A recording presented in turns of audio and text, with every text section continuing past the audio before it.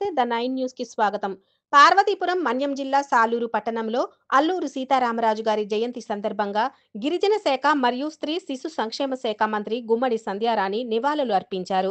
స్వాతంత్ర సమరయోధుడు, గిరిజనుల హక్కుల కోసం బ్రిటిష్ కాలంలో పోరాడిన మహానాయకుడు అల్లూరి సీతారామరాజు గారి చిత్రపటానికి పూలమాలలు వేసి మంత్రివర్యులు శ్రద్ధాంజలి తెలిపారు. వీరత్వంగానే మనం ఎప్పుడూ చెప్పుకోవాలి.